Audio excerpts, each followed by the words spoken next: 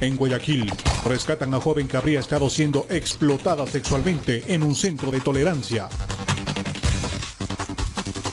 En Manabí, bus interprovincial fue consumido por las llamas. El vehículo trasladaba pasajeros que ventajosamente pudieron evacuarlo antes del siniestro.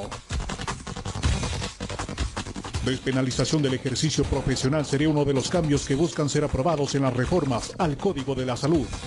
¿Qué tal, amigos televidentes? Muy buenas tardes, bienvenidos a esta emisión de Últimas Noticias TV, siempre con la información que usted requiere. Vamos a empezar entonces de inmediato. Y cambiamos de tema, amigos televidentes, les contamos que en Guayaquil rescatan a una joven oriunda del cantón Vinces que estaba siendo aparentemente explotada sexualmente en un barrio de tolerancia del puerto principal. El resultado, 4 personas fueron detenidas para investigaciones.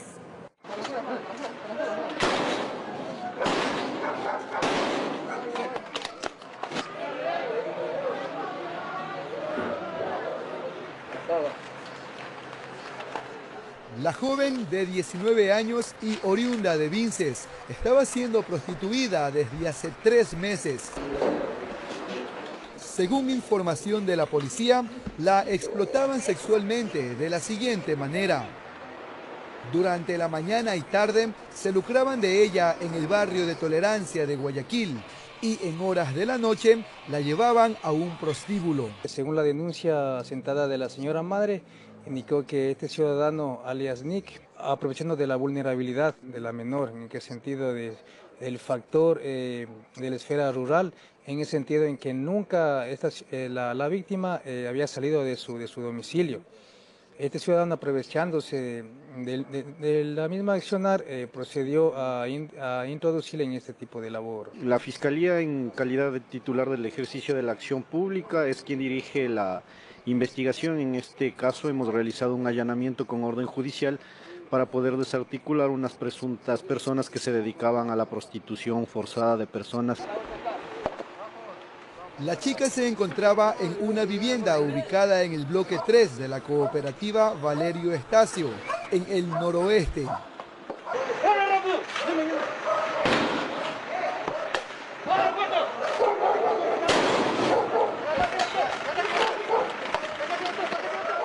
En el domicilio fueron detenidas 4 personas, una mujer y 3 hombres, entre ellos el supuesto líder de la red delictiva, alias Nick, quien registra antecedentes penales. Se pudieron evidenciar mediante los trabajos investigativos que realizaban labores de traslado hasta los diferentes lugares para ser prostituida la víctima. Esto es como la 18 y un club ubicado en el sector del norte de la ciudad. Básicamente ella ejercía un tipo de control. Ella nunca estaba sola, ella estaba con las personas quienes eran que le trasladaban a los lugares de explotación. Más de los detenidos, ¿qué otros indicios encontraron en el inmueble? Que, como es propio de estos delitos, se ha encontrado gran cantidad de preservativos que usaban la chica para ejercer la prostitución. ¿En qué estado se encuentra la chica? Aparentemente se encuentra bien, pero por su vulnerabilidad ella cree que está haciendo algo normal, pero no se puede dar cuenta de que está siendo seducida de manera falsa. La supuesta red de trata de personas fue desarticulada luego de 4 meses de investigaciones. La víctima será insertada en el programa de víctimas y testigos de la Fiscalía para después de un tiempo ser entregada a sus familiares. Informó Jorge Salazar. Y preste mucha atención porque detienen a varias personas implicadas en atracos ocurridos en la vía pública en diferentes puntos de Guayaquil. Los aprendidos pertenecerían a peligrosas bandas delictivas. Uno a uno fueron presentados. En el primer caso, resuelto por la CIPROVAC, Unidad Especial de la Policía, se logró detener a un sujeto, el cual estaría vinculado con el atraco a buses urbanos en la ciudad de Guayaquil. Es así que en base a las versiones y a la denuncia presentada por las víctimas y el conductor, se pudo ubicar a uno de los causantes, quienes se movilizaban en una tricimoto. Es así que mediante la explotación de información, fue ubicado inmediatamente en el Hospital Guayaquil uno de los posibles causantes de este hecho. De ahí que se trata de determinar si el sospechoso tendría conexiones con otros grupos dedicados al robo en la transportación pública. siendo ubicado y reconocido inmediatamente por las víctimas. Además, se logró neutralizar a 2 mujeres y un hombre, los cuales también se dedicaban al robo, pero de transeúntes en el centro de Guayaquil. La aprehensión de 3 ciudadanos, 2 mujeres y un mayor de edad, quienes se encontraban realizando actividades con respecto al robo y a hurto de celulares. Como evidencias tenemos 3 personas detenidas, las paradas de bus. Según dicen integrantes de la CIPROVAC, se seguirán intensificando los operativos para evitar que se repitan este tipo de delitos. Se trata de una asociación, de una organización que se dedica a circular o especialmente visitar o pulular las estaciones de transporte público. Informó Julio César Saona. Y el conductor de la volqueta robada en primera instancia agradeció al Todopoderoso por estar con vida. Él fue amarrado en una zona desolada por el sector de Nono. Yo no tengo motivos con nadie, he tenido enemigos que me hagan esto. Ya oiga, maestro, ¿y le golpearon?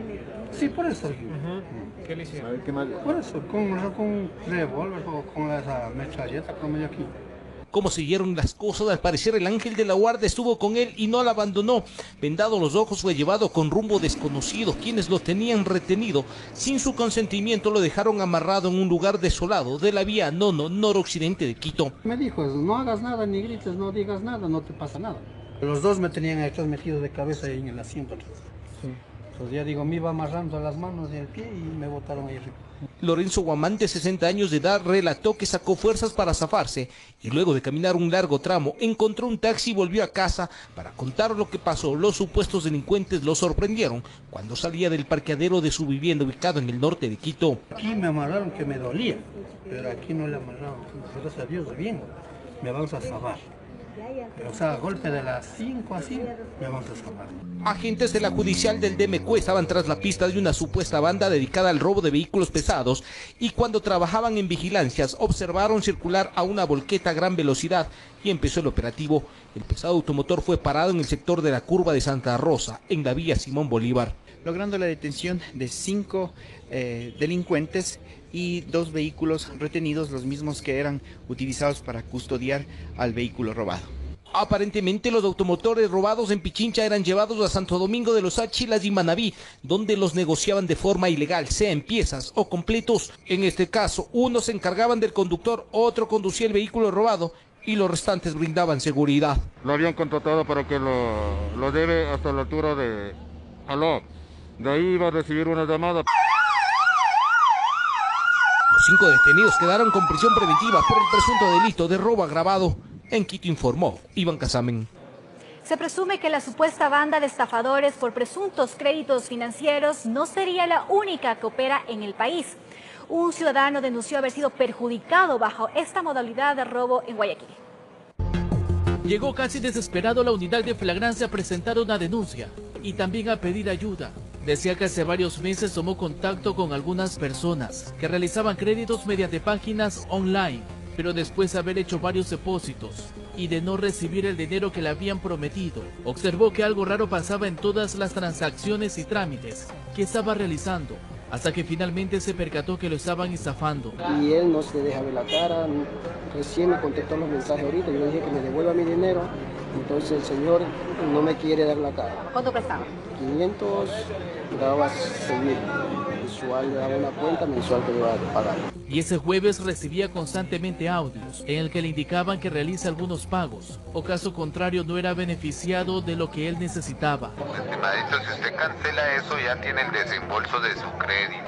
Estimadito, la demora es que usted haga esa cancelación para hacerle el depósito de su crédito. Se presume que es una agrupación delictiva integrada por colombianos y ecuatorianos, similar a la desarticulada hace pocas horas por la Policía Nacional y la Fiscalía en varias provincias, que dejó como resultado a 6 personas detenidas. Ellos cuando se enojan y les reclaman de que ya están perjudicados y que les devuelva, le dicen que para devolverles ellos tienen que pagar una penalidad porque se están retirando de un proceso que es netamente ilícito y que se retira. Le dicen que si lo sigue llamando, si se sigue molestándolo, ellos no saben con quién se han metido porque tienen todos sus datos y la de su familia. Por eso la Fiscalía recomienda tener mucho cuidado al tomar contacto con esas personas que se hacen pasar como empleados de una supuesta institución financiera que solo funciona por vía internet y que ha perjudicado a cientos de personas en los últimos 2 años. Durante estos allanamientos se encontraron varias evidencias que ponen al descubierto cómo operaban esos sujetos, que tenían hasta en cuadernos de forma detallada cada uno de los apuntes de los clientes o futuras víctimas. Por ahora están tras la pista de otras personas que se dedicarían a la misma actividad ilícita. Para la fiscalía no fue fácil encontrarlos. Tuvieron que rastrear llamadas para saber dónde se escondían, informó Charlie Pisa. Y dramáticos momentos vivieron los pasajeros de un bus de la cooperativa Reina del Camino cuando este se incendió en la vía Rocafuerte en la provincia de Manabí. Miembros del cuerpo de bomberos acudieron al lugar, pero las llamas consumieron el vehículo en minutos. Estos son los instantes que un bus de la cooperativa Reina del Camino se incendió en la vía Rocafuerte, Tosagua, a la altura del sitio El Junco, en la provincia de Manabí.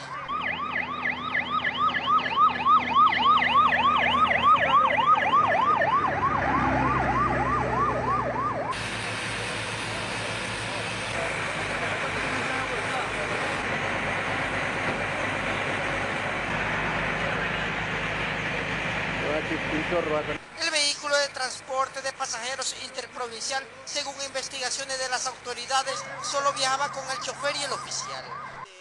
No se encontró pasajeros, no se encontró equipaje. Se puede presumir que la Reina recién ha ido a coger turno a la ciudad de Chile. Bomberos y agentes de la CTE acudieron a este lugar. Las llamas, a pesar del esfuerzo de los bomberos, consumieron el vehículo. No hay heridos y los señores conductores y acompañantes del mismo salieron ilesos, como nos supieron manifestar los moradores del sector. Se fueron en otro bus de la misma compañía. Los agentes investigan las causas del incendio, donde esta vez el vehículo iba sin pasajeros y sin turno. Solo las pérdidas materiales quedó del bus, donde el percance paralizó el tránsito por varias horas. Encendido totalmente en llamas, todo en llamas. Y lo que es una llanta, por decir, estaba ardiendo hacia los maíces. No sé si la llanta se le salió o qué, pero una llanta estaba afuera ardiendo más atrás. Desde la provincia de Manabí informó Johnny Armendáriz. El conductor de un vehículo resultó herido luego de accidentarse en el sector de La Puntilla. Fue necesaria la intervención del Cuerpo de Bomberos de Durán para poder liberar al afectado. Luego de dar varias vueltas de campana y de impactar contra un árbol, el conductor quedó atrapado en la cabina del vehículo y fue rescatado por personal del Cuerpo de Bomberos. Presumiblemente, por lo que es la característica del vehículo, se ha producido una pérdida de pista con posterior estrellamiento. Resultado del mismo, el conductor de la camioneta quedó atrapado, por lo que los señores del Cuerpo de Bomberos colaboraron con la liberación. El inicio de las operaciones de rescate, aproximadamente la víctima fue liberada en 10 minutos, desde que se empezó a realizar los cortes para retirar parte de la estructura del vehículo que estaba presionando para la víctima contra la silla. El paciente estaba estable, estaba consciente, estaba conversando con nosotros, totalmente lúcido, lógicamente pues en shock. El accidente de tránsito se produjo en horas de la madrugada en el sector de La Puntilla frente al EQ 911. Se informó que el herido tenía aproximadamente 40 años y se dirigía hacia Guayaquil. Solo una persona era la que estaba atrapada al momento del interior del vehículo. Y en este caso, en esta operación, tenemos la colaboración del personal voluntario de Guayaquil. Luego de la complicada tarea de remover la camioneta del sitio, la misma fue trasladada hacia los patios de retención vehicular. Informó Jorge Salazar. Y en el pabellón 6 del Centro de Rehabilitación Social de Guayaquil, un reo se suicidó lanzándose desde una de las torres del penal. La víctima mortal tenía 28 años y era de nacionalidad coreana. Según la policía, se encontraba pagando una condena desde hace 5 meses por el delito de tráfico de drogas. Las autoridades de la prisión informaron que el extranjero había intentado acabar con su vida en 3 ocasiones anteriores. El ciudadano se encontraba en el centro de privación de libertad. Según lo que se conoce, había sido procesado por el delito de tráfico de sustancias catalogadas. Señalan que hoy, en horas de la tarde, se había encontrado por el patio del centro de privación. De una manera inesperada se sube a una de las torres que se encuentran dentro de ese patio y a pesar de que uno de los agentes de seguridad trató de impedir de que el ciudadano continúe subiendo, llega a la parte más alta y se lanza de espaldas y cae al piso y pierde la vida.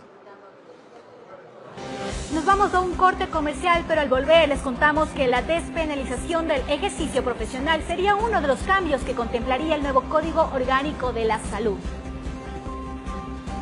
Pero además, rectores de las universidades públicas junto a autoridades trazaron una agenda con el fin de encontrar mecanismos de solución al recorte presupuestario.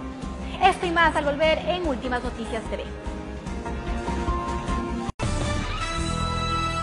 Gracias por continuar con nosotros. Seguimos con más información. Les contamos que Eduardo Lor, abogado del vicepresidente Jorge Glass, acudió hasta la Fiscalía General del Estado para pedir la ampliación de la versión de su defendido. Lor insiste en que no existen pruebas que vinculen al segundo mandatario con el delito de asociación ilícita. El abogado del vicepresidente Jorge Glass, Eduardo Franco, acudió este jueves a la Fiscalía General del Estado para pedir ampliación de la versión de su defendido. Él asegura que las acusaciones en contra de Glass hasta el momento son solo sospechas. No hay indicios. Los elementos de convicción de cargo van a ser desvanecidos porque son simples sospechas o conjeturas inconexas que no guardan relación a lo que realmente deben ser las presunciones penales. Manifestó que para acusarlo bajo la figura de asociación ilícita debe existir información concreta y relevante, lo que en este caso, dice, no existe. En el artículo 369 del Código Penal, que establece que cuando dos o más personas se asocian con el fin de cometer un atentado contra las personas y las propiedades, no hay eso, no hay constancia. Aseguró que el vicepresidente, mientras estuvo al frente de los sectores estratégicos e incluso ya como segundo mandatario, no se hizo cargo de las contrataciones con Odebrecht. En los proyectos emblemáticos jamás contrató, no fue parte de las comisiones técnicas. Explicó que la responsabilidad de Glass en los sectores estratégicos era más bien de carácter político y no de asuntos penales. Él jamás ha pedido a nadie algo indebido. Si alguien se tomó su nombre, tendrá que esa persona responder ante la justicia. Lora acudió a dejar por escrito el pedido de Glass, quien no asistió a la audiencia en la que se lo vinculó al proceso de corrupción que se sigue en contra de la empresa brasileña, informó Alison Corral. La despenalización del ejercicio profesional sería uno de los cambios que contemplaría el nuevo Código Orgánico de la Salud, misma que está siendo discutido como parte del diálogo nacional convocado por el presidente Lenín Moreno. Alrededor de 270 artículos que forman parte de la propuesta de nuevo Código Orgánico de la Salud están listos. Sin más, esperan su tratamiento. Los temas son controversiales. La Autoridad Sanitaria Nacional no se discute porque emana de nuestra Constitución. Hay una sola Autoridad Sanitaria Nacional, que es del Ministerio de Salud Pública, y eso está en nuestra Constitución. No existen debates alrededor de este tema. Lo que existen es inquietudes de cuál es el mecanismo sancionatorio, la proporcionalidad de las sanciones. Sin duda alguna no puede existir impunidad.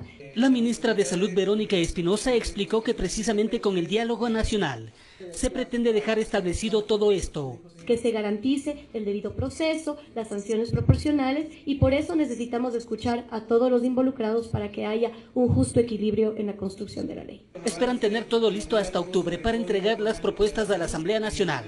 La despenalización del ejercicio profesional sería uno de los cambios positivos, según advierte la Federación Médica Ecuatoriana, que agrupa más de 10 colegios profesionales. Este Código Orgánico de Salud establece que el Ministerio de Salud se convierte en el órgano rector a través de una investigación de pares que se convierte en un recurso de procedibilidad para la instrucción fiscal. Es decir, los médicos y profesionales de la salud ya no quedarán en manos de profesionales no capacitados, como pueden ser peritos que a veces no tienen la experiencia del caso, o jueces que no son médicos. Al contrario, el Ministerio de Salud intervendrá en los casos judicializados con una comisión que establezca si hay o no indicios de responsabilidad penal, informó Héctor Romero. Y rectores de las universidades públicas junto a autoridades de la Secretaría de Educación Superior y el Ministerio de Finanzas trazaron una agenda con el fin de encontrar mecanismos para que el recorte presupuestario no afecte las actividades de los establecimientos educativos. Este jueves las autoridades de las universidades públicas se reunieron con Augusto Barrera, secretario de Educación Superior, Ciencia, Tecnología e Innovación CENESID, con el objetivo de establecer acuerdos por la reducción presupuestaria a todas estas instituciones. Nos hemos comprometido con el Ministerio de Finanzas a que en el marco de la ley vamos a hacer todos los mecanismos para garantizar absoluta y totalmente la operación normal de todas las universidades y escuelas politécnicas. Entre los acuerdos alcanzados está empezar talleres desde el 11 de septiembre con el Ministerio de Finanzas y la CENESID. Hemos acordado un calendario de tal manera que entre el 11 y el 15 resolveremos en cada una de las universidades esta problemática. Y allí estará definida de una manera ya concreta si se resuelve o no el problema de presupuesto en las universidades. Las autoridades de las universidades públicas mencionaron que la mejor manera de encontrar una solución a este inconveniente es haber llegado a un acuerdo. En este caso, las universidades van a ubicar las necesidades y se van a cruzar con las fuentes de financiamiento que va a ubicar el ministerio para salir de este problema, en este caso del último trimestre. Entre otro acuerdo está la reliquidación del IVA y del impuesto a la renta de los años 2014 y 2015. Y con eso se cubren las brechas, no solo de la central, sino de todas las universidades. Según mencionó el rector Sempertegui, las universidades públicas necesitan fuentes de financiamiento para el próximo año. Por una razón, porque el sistema básico, la fuente fundamental que hoy tenemos para financiar el sistema, viene de esta ley llamada el FOPEDEUPO, que es una distribución que se basa en el impuesto a la renta sobre todo. Ese sistema tiene un techo ya, no es suficiente para cubrir el desarrollo de las universidades en los próximos años. Y con respecto a la devolución de los fondos de autogestión que estarían retenidos de los años 2015 y 2016, también habrían llegado a un acuerdo. Que hay un compromiso de un reembolso apropiado, vamos a discutir las estrategias y los tramos de devolución. La asignación para los establecimientos públicos es de 1.126 millones de dólares, es decir, 140 millones menos que el año anterior. La operación de las universidades se va a mantener, vamos a preservar. Evidentemente hay un derecho, que es un derecho fundamental de los estudiantes, de sus clases y la operación normal de las universidades. Informó Patricia Aldaz. Y a este momento nos enlazamos con nuestra compañera Andrea Orbe, quien se encuentra en el sector de Solanda, al sur de Quito, donde trabajadores de la construcción del metro protestan para exigir sus salarios. Muy buenas tardes, Andrea, cuéntanos, tú tienes los detalles. ¿Cuántos son los afectados, los empleados afectados por este impago de los salarios? Alison, amigos televidentes, de excelente tarde para todos. Así es, Alison, son alrededor de 100 empleados los que están siendo afectados y dicen que están siendo vulnerados sus derechos como trabajadores de aquí en la línea 1 del metro de Quito. Precisamente por ello, ayer desde las 2 de la tarde, ellos han paralizado sus trabajos dentro de esta obra del metro de Quito. Nosotros nos encontramos con ellos para que nos cuenten cuál es su solicitud. Muy buenas tardes, coméntenos esto, cuál es su inquietud, su solicitud. ¿Por qué han dejado de trabajar ustedes aquí en la línea 1 del metro de Quito? Muy buenas tardes, niña. Agradecidos con ustedes que nos han dado una mano, han venido a ver el clamor de la gente de aquí del metro en Solanda. El motivo de nuestra paralización era un paro pasivo, sin ninguna acto de violencia. Pero que resulta que ayer estamos en nuestros sitios de trabajo y nos saca la fuerza pública con gases lacrimógenos. ¿Pero por qué ustedes han paralizado su trabajo? ¿Cuál es el motivo? El motivo es claro y sencillo.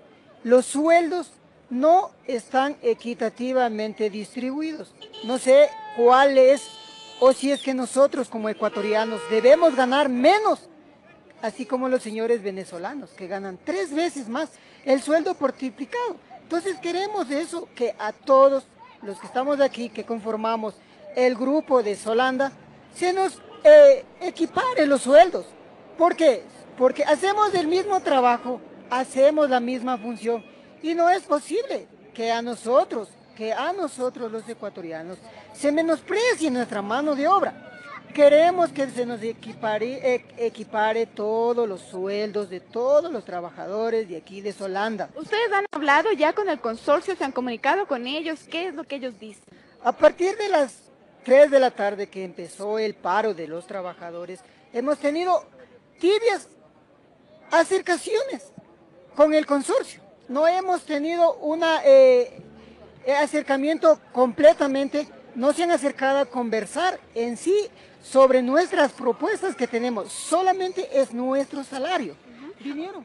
Pero hoy en la mañana el alcalde de Quito se ha referido a este inconveniente que tiene paralizados a los trabajadores de la línea 1 del metro de Quito. Él ha dicho...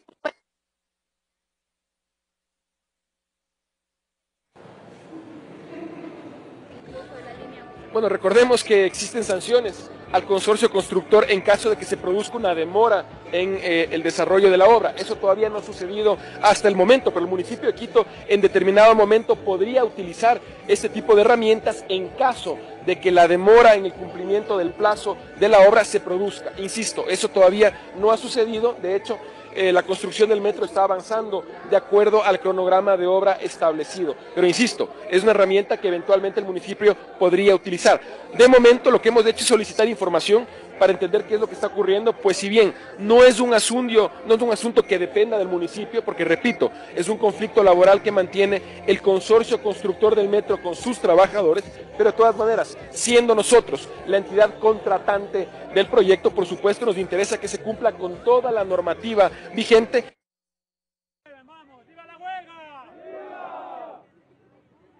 El burgomaestro se ha referido pues a que esta información llegará en horas de la tarde y después de ello pues concretará una cita también con los trabajadores para oír sus solicitudes y de esta manera tomar pues las acciones pertinentes. Esta es la información que se genera desde este punto. Ustedes siguen con más en estudios. De excelente tarde para todos.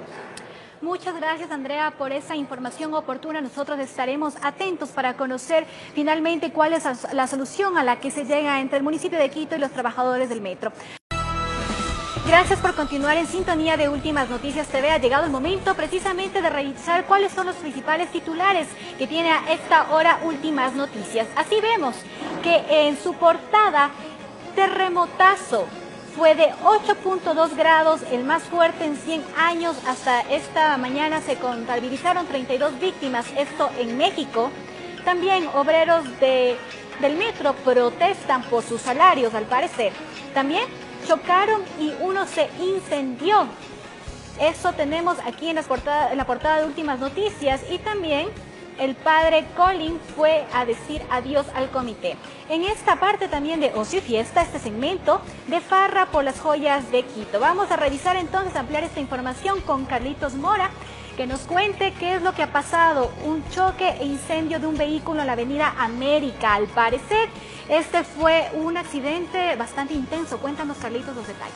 Alison, buenas tardes, ¿cómo estás? Sí, efectivamente, esta mañana, 1 de la mañana, se presentó este choque en la avenida América y la Selva Alegre. Ahí 2 vehículos, uno de ellos un taxi, chocaron y uno de ellos se incendió, empezó a quemarse. Llegaron, por fortuna, los bomberos a tiempo, lograron apagar las llamas. Los 2 conductores resultaron heridos, fueron también llevados a casas de salud porque resultaron con golpes en el tórax el uno y el otro con golpes en la cadera. Los vehículos fueron llevados a los patios de retención.